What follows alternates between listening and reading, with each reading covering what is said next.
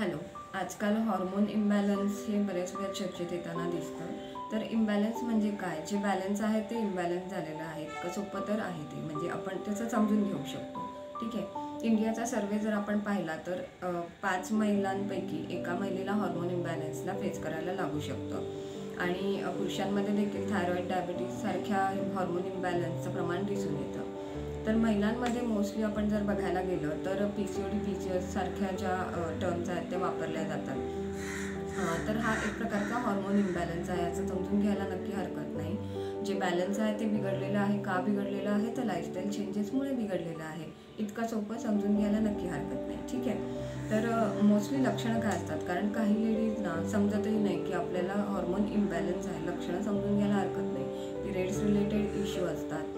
अंगावरून कमी जाणं, जास्त जाणं, पिरियड्स लवकर येणं, उशिरा येणं किंवा वेळेत न येणं, आणखीन हेअरफॉल होणं, अनावश्यक वजन वाढणं, चिडचिड होणं, पिरियडच्या आधी चिडचिड होणं, आल्यावर किंवा नंतरही चिडचिड होणं, मूड स्विंग्स होणं, तुमचा मूड पटकन बदलतो, अँगर लवकर येतो.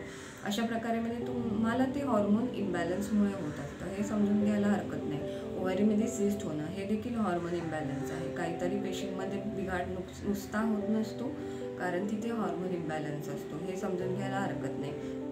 तर ह्याला पर्याय म्हणजे काय? जे बिघडलेलं आहे ते नॉर्मल करायचं, जे इम्बॅलन्स झालेलं आहे ते बॅलन्स करायचं. कसं करायचं? तर मी कारण सांगितलं. काय कारण आहे? लाईफस्टाईल चेंज झाली म्हणून इम्बॅलन्स झाला. तर आपल्याला आपली लाईफस्टाईल नक्की सुधारली पाहिजे. ठीक आहे.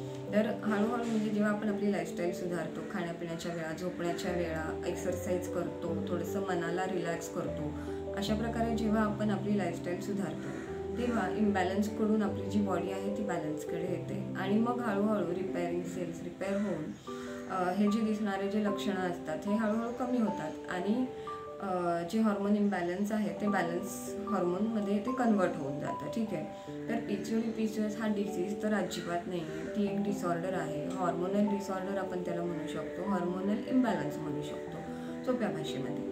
तर ठीक आहे. जेव्हा आपण या गोष्टींना फेस करतो तेव्हा घाबरून जायचं कारण नाही. फक्त त्याच्या मुळाशी काम केलं पाहिजे हे लक्षात घ्यायला पाहिजे, जेणेकरून ते मुळापासून रिव्हर्स होईल. सोबत होमिओपॅथी तर आहेत ते जी तुम्हाला नक्की मदत करेल. मला तुम्ही नक्की संपर्क करू शकता. मी तुम्हाला ह्याच्यामध्ये फुल गाईड करेल. तुमचा आहार, लाईफस्टाईल, होमिओपॅथी ह्या बाबतीत नक्की गायडन्स इकडे मिळेल. काळजीचं काहीच कारण नाही. माहिती कशी वाटली मला कमेंट लिहून नक्की कळवा. जास्तीत जास्त लोकांना शेअर करा, जेणेकरून गैरसमज असतील तर दूर होतील हॉर्मोन इम्बॅलन्सबद्दल.